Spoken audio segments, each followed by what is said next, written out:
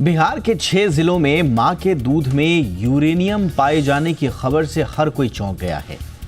40 महिलाओं के सैंपल में कुछ माताओं में इसकी मात्रा 5 माइक्रोग्राम प्रति लीटर तक पहुंची। यही नहीं, 70 बच्चों के खून में भी यूरेनियम के संकेत मिले हैं। आखिर ये कैसे हो रहा है?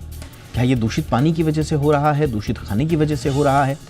और अगर स्तनपान कराने वाले माताओं के दूध में अगर खतरनाक केमिकल्स हैं या फिर इस तरह के रसायन हैं तो ये कितना खतरनाक हो सकता है? क्या स्तनपान रोक देना चाहिए, जारी रखना चाहिए? ऐसे बहुत सारे सवाल हैं जो इस रिपोर्ट के मीडिया में आने के बाद से हर कोई पूछ रहा है। इसीलिए आज हम विस्तार से इस पर चर्चा करेंगे।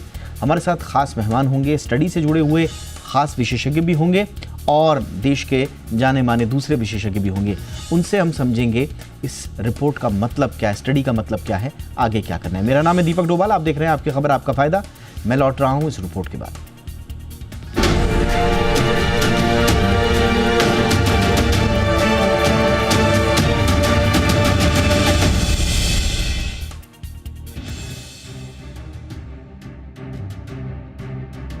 मां के दूध पर बिहार से आई ताजा स्टडी ने हर परिवार का चैन छीन लिया है। सोचिए, मां के दूध में यूरेनियम जैसी भारी धातु की मौजूदगी की खबर आए तो कौन नहीं चौंकेगा। ये वही दूध है जिसे नन्हे बच्चों के लिए दुनिया सबसे सुरक्षित और पौष्टिक आहार मानती है। लेकिन नई रिसर्च बताती है कि बिहार के 6 जिलों में लिए गए हर एक सैंपल में यूरेनियम मिला। मात्रा कम ज्यादा रही पर मौजूद सब में थी। यही बात इस रिपोर्ट को लेकर चिंता और चर्चा दोनों बढ़ाती है। सबसे पहले आपको रिपोर्ट की डिटेल देते हैं। ये स्टडी महावीर कैंसर संस्थान, लवली प्रोफेशनल यूनिवर्सिटी और कई संस्थानों की टीम ने मिलकर किया। इसके तहत 17 से 35 साल की उम्र की 40 महिलाओं के दूध के नमूने लिए गए। बिहार के भोजपुर, समस्तीपुर, बेगूसराय, खगड़िया, कटिहार और नालंदा से। ये वही इलाके हैं जहां पहले भी जमीन और पानी में भारी धातुओं के मिलने की बातें उठती रही हैं। जांच में पता चला कि खगड़िया में औसतन सबसे ज्यादा यूरेनियम है, जबकि कटिहार में एक सैंपल में सबसे ज्यादा मात्रा दर्ज हुई। नालंदा के सैंपल में सबसे कम मात्रा मिली, लेकिन मौजूदगी ने चिंताएं बढ़ाई। अब ये सवाल उठना लाजमी है कि इतने दूर दराज इलाकों में मां के दूध में यूरेनियम आया कैसे? वैज्ञानिक साफ कहते हैं कि बिहार में भूजल ही इसकी वजह हो सकता है। टीम के पहले वाले शोध में भी कई जिलों के ट्यूबवेल और हैंडपंप के पानी में यूरेनियम मिला था। जमीन की परतों में मौजूद धातुएं जरूरत से ज्यादा भूजल खींचना, रासायनिक खाद और गंदे पानी का ठीक से ट्रीटमेंट ना होना, ये सब वजहें मिलकर धीरे धीरे पानी को दूषित कर देती हैं। वही पानी पीने और खाना बनाने में इस्तेमाल होता है और फिर शरीर में जाता है। रिपोर्ट का अहम हिस्सा यह है कि बच्चों पर इसका असर वयस्कों से ज्यादा होता है। बच्चों का शरीर कंपैरेटिवली कमजोर होता है, अंग पूरी तरह विकसित नहीं होते और भारी धातुओं को शरीर से बाहर निकालने की उनकी क्षमता कम होती है। इसी वजह से स्टडी के मुताबिक करीब 70% बच्चों में गैर कैंसर रोगों का जोखिम बढ़ सकता है। अच्छी बात यह है कि कैंसर का कोई खतरा इस स्तर पर दिखाई नहीं दिया और न ही रिपोर्ट ने किसी आपात स्थिति की चेतावनी दी। लेकिन इस रिपोर्ट के बाद चिंताओं में आए परिवारों और माँ बाप के लिए सबसे जरूरी बात भी डॉक्टर्स ने साफ की है। डॉक्टर्स और रिसर्च टीम दोनों ये साफ कर रहे हैं कि यूरेनियम हो या नहीं हो, मां का दूध बंद करने की कोई जरूरत नहीं है। मां का दूध बच्चे को इम्यूनिटी देता है, सही पोषण देता है और शुरुआती महीनों में किसी भी और विकल्प से बेहतर है। WHO की गाइडलाइन के हिसाब से भी रिपोर्ट में मिली यूरेनियम की मात्रा उससे काफी नीचे है, यानी डरने की कोई बात नहीं है। लेकिन समझदारी से सतर्क रहने की जरूरत तो है। असल चिंता यह है कि धीरे धीरे हमारे पानी और खाने की गुणवत्ता बिगड़ रही है। धातुएं और केमिकल्स रोजमर्रा की चीजों में घुलकर हमारी और आने वाली पीढ़ियों की सेहत पर असर डाल रहे हैं। आज मां के दूध में यूरेनियम की मौजूदगी सिर्फ एक चेतावनी है कि पर्यावरण कितना दबाव झेल रहा है और हमें कितनी जल्दी सुधार की जरूरत है। साफ पानी, फिल्टर सिस्टम और नियमित जांच, ये चीजें अब विकल्प नहीं, जरूरत बन चुकी हैं। आखिर सोचने की बात यह है कि अगर आज ये हाल है तो आने वाले सालों में हमारे बच्चों का भविष्य कैसा होगा। ब्यूरो रिपोर्ट, जी मीडिया। बहुत ही खास मेहमान इस वक्त हमारे साथ जुड़ चुके हैं। स्वागत करते हैं डॉक्टर अशोक शर्मा का, एडिशनल प्रोफेसर एम्स और को ऑथर भी हैं इस स्टडी के। बहुत बहुत स्वागत है डॉक्टर शर्मा आपका हमारे शो पे। सर, हमारे साथ हैं doctor Ashok Kumar Jhingan sir, senior physician BLK Max hospital से। बहुत बहुत स्वागत है सर आपका भी हमारे शो पे डॉक्टर झिंगन। हमारे साथ हैं doctor Prakash Vaidya, senior paediatrician, Fortis hospital Mulund से। गुड इवनिंग सर, आपका भी बहुत बहुत स्वागत है। चर्चा की शुरुआत डॉक्टर अशोक शर्मा आपसे ही कर रहे हैं, क्योंकि आप इस स्टडी से क्लोजली एसोसिएटेड हैं। तो क्या कहती है सर ये स्टडी, और इस स्टडी को किस तरह से समझा जाए? डरा जाए इससे, या सावधानी और सतर्कता की तरफ ज्यादा इशारा ये रिपोर्ट कर रही है? दीपक जी, आपको और सभी डिग्नेटरी जो यहाँ पर हैं और आपके सभी सुनने वाले श्रोताओं को नमस्कार। जैसे कि ये स्टडी नंबर 1 में जो आपका इंट्रोडक्शन था स्टडी का, बहुत ही अच्छा लगा, वेरी अप्रिशिएटेड। इससे कोई पैनिक, घबराने की किसी तरह की कोई जरूरत नहीं है। माताएं अपने बच्चों को यथावत अपना दूध पिलाती रहें, क्योंकि माता का जो मिल्क है वो बच्चों के लिए, छोटे बच्चों के अमृत से कम नहीं है।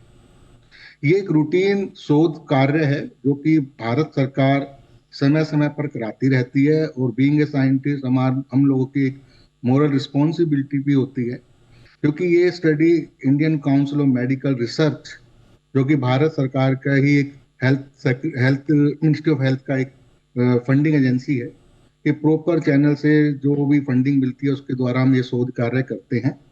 और इस तरह के शोध कार्य सरकार को, जितनी भी एजेंसियां हैं, उनको फ्यूचर की प्लानिंग बनाने में हेल्प करती हैं, सहायता करती हैं, जिससे आम जनता का, आम लोगों का जीवन स्तर, हेल्थ इंफ्रास्ट्रक्चर उठाया जा सके।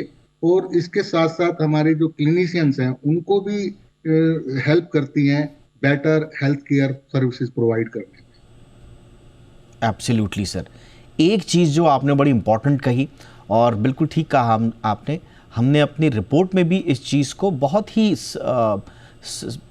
हाईलाइट किया है कि जिन लोगों को ये कन्फ्यूजन है कि क्या यूरेनियम मिल गया तो अब माएँ अपने बच्चों को स्तनपान कराना बंद कर दें, जी नहीं। डॉक्टर साहब ने भी अभी कहा है, बिल्कुल पैनिक की कोई आवश्यकता नहीं है।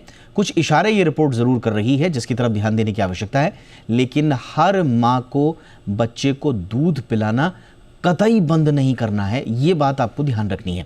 डॉक्टर झिंगन के पास अब आ रहे हैं। डॉक्टर झिंगन सर, आपके शब्दों में ये रिपोर्ट कितनी इंपॉर्टेंट है और इससे क्या सीख मिल रही है सर हमारी रोजमर्रा की जिंदगी में?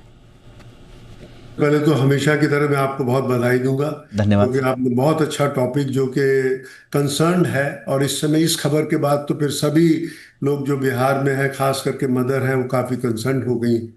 और जैसा कि डॉक्टर शर्मा साहब ने बिल्कुल सही कहा कि इसके लिए इतना ज़्यादा बहुत ही ज़्यादा घबराने की ज़रूरत नहीं है। पर डेफिनेटली एक बात तो सही है, क्योंकि मदर मिल्क जो है हमेशा से सबसे ज़्यादा पोषण के लिए और बच्चे की ग्रोथ के लिए बहुत ज़रूरी है। बल्कि कई मायने में ये भी देखा गया कि वो माएँ जो वो बच्चे जिन्होंने अपनी मदर का दूध पीते रहे हैं और जो अपना जो है जिस तरह के पाउडर मिल्क होते हैं, उनके बिहेवियर में भी बहुत फ़र्क होता है, उनकी ग्रोथ में भी डिफरेंट तरह का फ़र्क होता है। उनको जो प्रोटेक्शन माँ के दूध से मिलता है उसके मुकाबले में बाकी दूध उतना प्रोटेक्शन नहीं दे पाते। अब आती है बात इसकी कि जो यूरेनियम का है, जो कि 18 डिस्ट्रिक्ट्स में देखा गया और ख़ास करके 2-3 डिस्ट्रिक्ट के अंदर, तो एक चीज़ ये है कि जैसे WHO कहता है कि आपकी जो लिमिट है वो 30 माइक्रोग्राम पर लीटर के हिसाब से वो सेफ है, मतलब वो हार्ड लिमिट है। उससे ज़्यादा अगर वो तब प्रॉब्लम की है। और 1.7% ऑफ द ग्राउंड वाटर जो कि ये जो 18 डिस्ट्रिक्ट्स में बिहार में है, जो उसमें ये स्टडी की गई 40 लैक्टेटिंग मदर के अंदर, तो ये देखा गया कि 70% जो इन्फेंट्स थे जिनको जो है देखा गया उनके अंदर ये सब पाया गया। लेकिन मेन चीज़ ये है कि इसके बाद ये जरूर देखा गया कि इसकी वजह से उन बच्चों के अंदर जो अभी कोई कंसर्न नहीं है, और इससे माताओं को उनका दूध जो है फीड करने की, बंद करने की आवश्यकता नहीं है। लेकिन ये बात सही है, अगर यही लेवल ज़्यादा होंगे तो इन बच्चों के अंदर बहुत जो 2-3 चीज़ें होती हैं। एक होता है जिसको हम लोग कहते हैं न्यूरोलॉजिकल एंड कॉग्निटिव बिहेवियर, उसके ऊपर असर पड़ता है, उनके ब्रेन के ऊपर, उनके वो सीखने की शक्ति के ऊपर काफ़ी फर्क पड़ता है। दूसरा जो इसका इफेक्ट होता है वो होता है किडनी के ऊपर। अगर इसके स्तर ज़्यादा रहेंगे तो ये उन बच्चों के अंदर जो कि फीडिंग करते हैं, फीडिंग ले रहे हैं मदर से, उनमें किडनी के ऊपर असर पड़ने के भी काफ़ी असर होते हैं। और तीसरा ये देखा गया कि मेंटल हेल्थ और आगे चल के और कई प्रॉब्लम्स की समस्या हो सकती है। परंतु इस खबर के हिसाब से ये कोई एकदम से बहुत ही चौंकाने की या बहुत ज़्यादा उस तरह की खबर, मतलब सावधान होने की ज़रूरत है। सरकार की तरफ से ये नया निकाला गया, अगर ऐसा ही होता तो सरकार इसको प्रकाशित ही ना करती। तो इसका मतलब यही है कि वो आपको एक तरीके से हम उनको जो है प्रिकॉशन है कि आप थोड़ा देखिएगा, पानी के तरह इस तरह का पानी के इस्तेमाल में थोड़ी सावधानी बरतें, लेकिन ये सोच के कि इस खबर के बाद अपने बच्चे को दूध ना दें, ऐसा सोचना गलत है। क्योंकि जो भी लेवल पाए गए उसके हिसाब से उसके जो डेंजरस लेवल हैं उससे वो बहुत कम थे। तो इससे ये नहीं मानना चाहिए कि इसकी वजह से बिल्कुल उनको जो है फीडिंग बंद कर देनी चाहिए, ऐसा नहीं है। लेकिन ये सभी चीज़ें भी ध्यान में रखने की ज़रूरत है, क्योंकि ये टॉक्सिक मटेरियल है और ये वहाँ पे इसलिए ज़्यादा है क्योंकि वहाँ पे ग्रेनाइट और वो जो पत्थर है उसका काफ़ी वो तोड़ते हैं और उसी से वो नीचे जाके उसमें जो है पानी में वो मिलता रहता है। एब्सोल्युटली सर, यानी कि जो मानवीय जो गतिविधियाँ हैं, खनन है, कोयला, परमाणु उद्योग भी है, थोड़ा सा इसमें फर्टिलाइजर्स का भी है, ग्रेनाइट, चट्टानें, ये सारी हैं। अच्छी बात आपने कही कि WHO के क्या मानक हैं और ये जो पाया गया इससे काफ़ी कम है, लेकिन इसका मतलब ये नहीं कि हम मुंह मोड़ लें। ये स्टडी इस और बहुत इम्पॉर्टेंट तरीके से इशारा करती है कि इस वक्त एक इंटरवेंशन की आवश्यकता है भूजल को लेकर, और वो हमने नहीं किया तो फिर आगे चलकर ये खतरा बन जाएगा, तब तक का वेट नहीं करना है।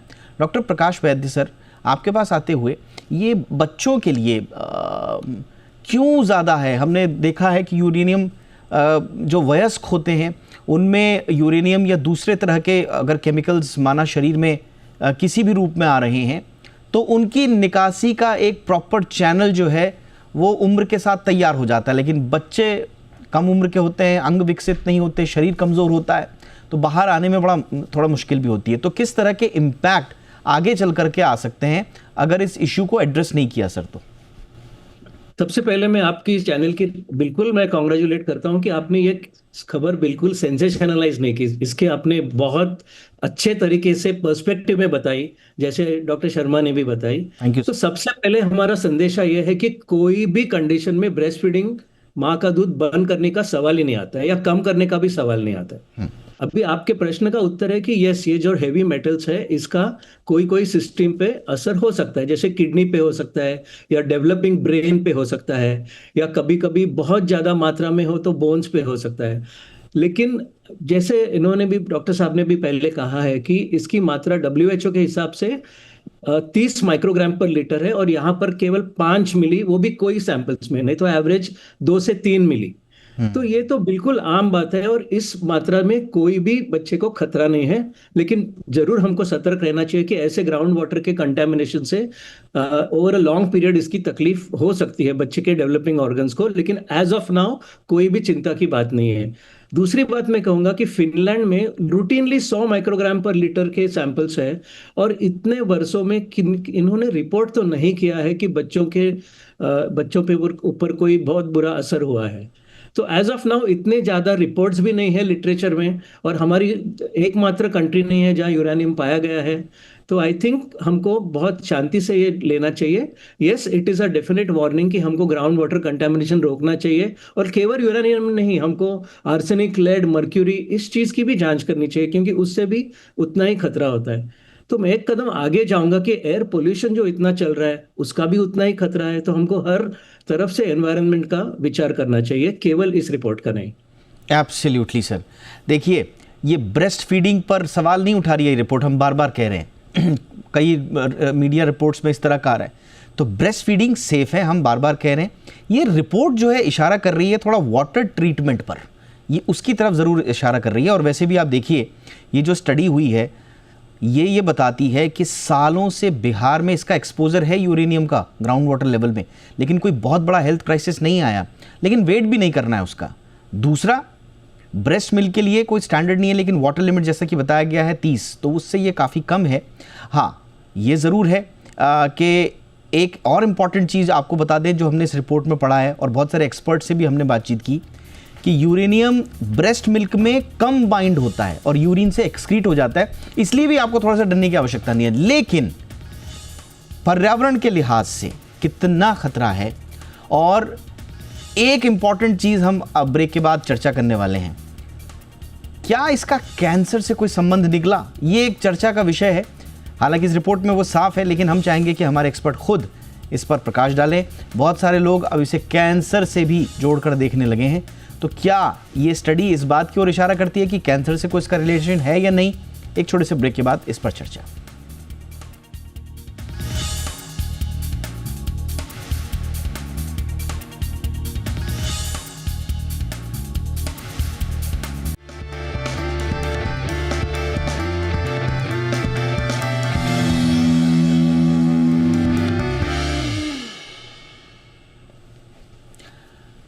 ब्रेक के बाद आपका स्वागत है। डॉक्टर अशोक शर्मा सर, आपसे कैंसर रिस्क पे इस स्टडी से कोई संकेत मिल रहे हैं क्या? क्योंकि जो हमने सीआर वैल्यूज़ देखी हैं उसको लेकर थ्रेशोल्ड लेवल्स क्या हैं और आप लोगों के क्या नतीजे कैंसर से लिंक को लेकर निकले हैं सर? दीपक जी, ये स्टडी क्लियर इंडिकेट करती है इसमें कैंसर के कोई भी इस तरह के इफेक्ट नहीं है। ओके। और it is too early because as हमारे जो क्लिनिकल पैनलिस्ट हैं उन्होंने भी आपको सभी दर्शकों को क्लियरली बताया है कि कंसंट्रेशन काफी कम है, जो कि WHO की लिमिट है 30 माइक्रोग्राम पर लीटर से। इसमें हमको जो मैक्सिमम मिली है 5.25 माइक्रोग्राम पर लीटर मिली है। हालांकि इसके लिए कोई बेंचमार्क नहीं है, लेकिन हाँ, ये एक रूटीन स्टडी है जिसका लॉन्ग टर्म पे, ये एक फेज 1 स्टडी थी जिसके अंदर में टेस्ट करना था। अब इसके बाद क्या कोई किस तरह की कॉम्प्लिकेशन हो सकती है इस तरह का, जैसे डॉक्टर वेद ने और हमारे दूसरे डिग्नेटरीज ने बताया, ये एक सेकंड फेज का क्वेश्चन है जिसको लॉन्ग टर्म पे हमें एड्रेस करने की जरूरत है। लेकिन ये स्टडी अभी ये नहीं बोलती कि इससे कोई कैंसर का खतरा है या इस तरह का कुछ इम्पैक्ट अभी हाल फिलहाल में है। डॉक्टर शर्मा, और कुछ रिकमेंडेशंस आपकी आसपास, क्योंकि सीधा सीधा क्या इम्पैक्ट हो रहा है, क्या क्या ऑब्जर्वेशंस हैं वो हम सबके सामने हैं, लेकिन क्या ये ग्राउंड वाटर लेवल को लेकर, पर्यावरण को लेकर, हेल्थ को लेकर, कम से कम आसपास के इलाके जिन जिलों में आप लोगों ने ये रिसर्च किया उसको लेकर पॉलिसी लेवल पर किसी तरह की इंटरवेंशन की सिफारिश करेंगे सर? सरकार ऑलरेडी ये कार्य कर रही है जी, क्योंकि भारत सरकार काफी सेंसिटिव है और इसीलिए इस तरह की स्टडी कंडक्ट कराती है। क्योंकि इसमें आप देखिए सारे गवर्नमेंट इंस्टीट्यूशन ही इन्वॉल्व है मोस्टली। आपका महावीर कैंसर संस्थान, आपका NIPER Hajipur, geological survey of India, AIIMS, तो ये सरकार का टाइम टू टाइम इस तरह के प्रोजेक्ट चलते हैं और इस तरह के डेटा हेल्प करते हैं फ्यूचर पॉलिसीज बनाने में। और इसी तरह के डेटा के बेस पे सरकार, जैसे कि आपका जल शक्ति मिशन है, हर घर जल, उसमें स्वच्छ पीने का पानी प्रोवाइड करना सरकार की स्कीम के अंतर्गत आता है। और ये स्टडी बताती है जैसे यहाँ पे हैवी मेटल कंटामिनेशन, सरकार को हेल्प करेगा कि इस एरिया में और स्पीड से काम किया जाए और स्वच्छ जल मुहैया कराया जाए जिससे लोगों की निर्भरता भूजल के ऊपर ना रहे। Yes sir. तो ये ऑलरेडी सरकार के मिशन है और बिहार सरकार भी ऑलरेडी इस पे ऑलरेडी बहुत काम कर रही है। और लेकिन अभी काम करना अभी काफ़ी होगा। डॉक्टर जिगन सर, ये जो गंगा प्लेन्स है ख़ास तौर से बिहार का, इसमें रेडियो एक्टिव कंटामिनेशन अगर है या ड्रिंकिंग वाटर में अगर ये जा रहा है या फिर एग्रीकल्चर इम्पैक्ट भी हम देख रहे हैं, अगर क्रॉप्स में यूरेनियम या फूड चेन में आ रहा है फिर वहाँ कंटामिनेशन हो रहा है, तो स्वास्थ्य के नज़रिए से एजेंसीज को भी हर हाल में सतर्क रहना होगा सर? बिल्कुल, आपका कहना सही है और ये बात बिल्कुल सही है। ये मान के चलते हैं कि जो यूरेनियम है एक्सपोजर जी, ये डेफिनेटली लिंक करता है किडनी और बोन के कैंसर से, अगर बहुत लंबे टाइम तक होगा तो।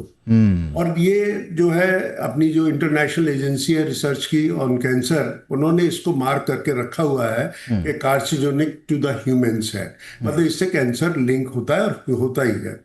लेकिन ये ऑल डिपेंड करता है कि कितने टाइम तक एक्सपोजर रहा, कितनी ड्यूरेशन तक रहा और कितना रहा। लेकिन जैसा अभी ये पता लगा 70% जो इन्फेंट्स थे जिन्हों के अंदर ये सब प्रेजेंट किया गया, उनके अंदर नॉन कार्सिनोजेनिक हेल्थ रिस्क था, मतलब इनके अंदर कोई ऐसी चीज नहीं देखी गई, कोई लक्षण नहीं था। सॉरी सर, मुझे इंटरप्ट करना पड़ रहा है क्योंकि समय की बहुत कमी है। फटाफट से डॉक्टर प्रकाश वैद्य का भी क्लोजिंग रिमार्क ले लेते हैं। सर, बच्चों के लिए कोई खास हिदायत इसके बाद सर? आई थिंक सबसे पहले मैं कहूँगा कि किसी ने ये नहीं समझना चाहिए कि ये कोई भी हिदायत है कि ब्रेस्ट फीडिंग में कोई कम करो या सोच के करो। ये बिल्कुल आप कर सकते हो। ब्रेस्ट फीडिंग बच्चे के लिए सबसे जरूरी है, और इस रिपोर्ट का ब्रेस्ट फीडिंग के प्रैक्टिस पे कोई भी फर्क नहीं पड़ना, कोई भी इसके ऊपर कोई भी असर नहीं होना चाहिए। एब्सोल्युटली। तो मुझे लगता है कि सार भी इस पूरी चर्चा का यही होना चाहिए, क्योंकि इस रिपोर्ट के आने के बाद इस पर बड़ी गलत दिशाओं में बहसें चली गई, इसलिए हमने आज इस चर्चा को रखा ताकि सही जानकारी लोगों तक जाए। माँ का दूध बच्चे के लिए न सिर्फ सर्वोत्तम है बल्कि सबसे सुरक्षित है। उसमें यूरेनियम, ये इस तरह की स्टडी अलग इनकी इंपॉर्टेंस है, लेकिन आपको किसी भी हाल में ब्रेस्ट फीडिंग नहीं रोकनी है, ये आप सार लेकर के जाइए। और बाकी जो इसके इम्पैक्ट्स आए हैं उस पर एजेंसियां ज़रूर गौर करेंगी और आगे रिसर्चेज होंगी। बहुत बहुत धन्यवाद आप तीनों का वक्त निकालने के लिए। डॉक्टर प्रकाश वैद्य, doctor Ashok Sharma sir, doctor Ashok Kumar Jhingan sir, आप तीनों का बहुत बहुत शुक्रिया। शो में इतना ही, ख्याल रखिए, नमस्कार।